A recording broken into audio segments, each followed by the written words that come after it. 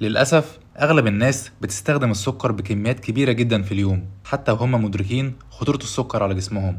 فلو أنت بتاخد السكر بكميات كبيرة ممكن يسبب لك مشاكل خطيرة على المدى القريب زي السمنة ومرض السكر وأمراض تانية بتيجي مع تقدم السن زي أمراض القلب والجلطات والزهايمر وكمان بعض أنواع الكانسر. وعلشان كده هعرفك في الفيديو ده على أهم 5 بدائل السكر تقدر تعتمد عليهم فتتجنب كل الأضرار اللي ممكن تحصل لك وتعيش حياة صحية إن شاء الله.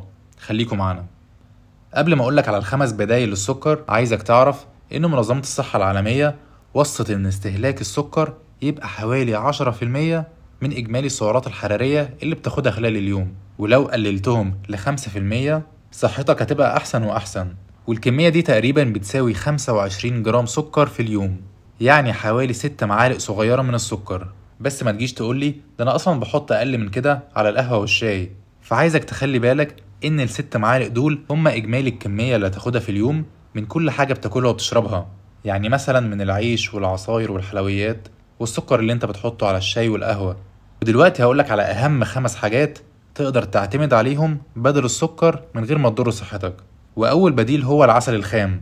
فالعسل الخام بيتم تجميعه من غير أي معالجة أو تعديل على عكس العسل العادي، وعلشان كده هو فيه عناصر غذائية مفيدة جدا زي الفيتامينات والمعادن والأحماض الأمينية وكمان مضادات حيوية طبيعية مش موجودة في العسل العادي اللي بيفقد جزء من قيمته الغذائية بسبب عملية التصنيع. والعسل الخام بيكون فيه نسبة سكر معالج أقل من العسل العادي، فهيرفع مستوى السكر في الدم بشكل أقل وهيكون مفيد ليك. تاني بديل هو الاستيفيا. والاستيفيا عبارة عن نبات طبيعي فيه مادة اسمها ستيفيول جلايكوسايد اللي طعمها بيكون أقوى من السكر العادي ب 300 مرة، وكمان بيبقى فيها 0 سعر حراري، فهتساعدك جدا لو انت عندك زيادة كبيرة في الوزن أو النوع التاني من مرض السكر. والاستيفيا ممكن تشتريها على هيئة باودر زي السكر أو سائل مركز ممكن تحط منه قطرة أو 2 على المشروب بتاعك. وتالت بديل هو التمر، وده بحب أنصح بيه الناس اللي بيكون عندها شراهة كبيرة للحلويات. فالتمر طعمه مسكر جدا فممكن تستخدمه في الحلويات بتاعتك، بس عايزك تخلي بالك علشان التمر من أكتر أنواع الفاكهة اللي فيها سعرات حرارية. فالتمراية الواحدة فيها من 40 ل 60 سعر حراري، وكمان المؤشر الجلايسيمي بتاعها عالي. بس هي مش هترفع مستوى السكر في الدم عندك بشكل كبير علشان التمر فيه ألياف وعناصر غذائية بيقللوا من نسبة امتصاص السكر. بس برضو خلي بالك وما تستهلكش التمر بكميات كبيرة خلال اليوم. رابع بديل هو سكر جوز الهند.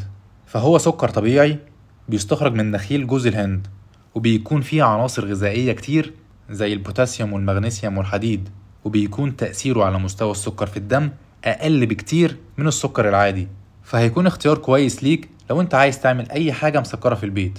خامس وآخر بديل هو الأريثريتول، وده عبارة عن سكر طبيعي بيستخرج من نبات الذرة والقمح والأناناس، وبيكون فيه سعرات حرارية قليلة جدا.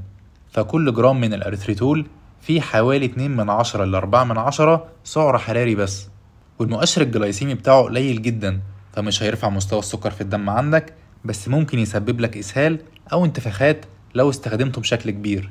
وآخر حاجة لازم تحطها في دماغك إن صحتك أهم حاجة في الدنيا، فحاول تستخدم البدائل الصحية دي علشان ما ترجعش تندم وتقول يا ريتني خدت بالي من صحتي بعد فوات الأوان. أنا كده خلصت، يا رب يكون كل واحد فيكم استفاد من الفيديو وطلع بمعلومة جديدة.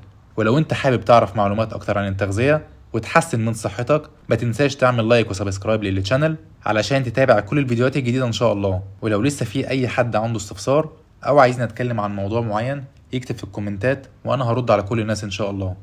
كان معكم دكتور محمود العطار من فيت باي ساينس. شكرا لكم.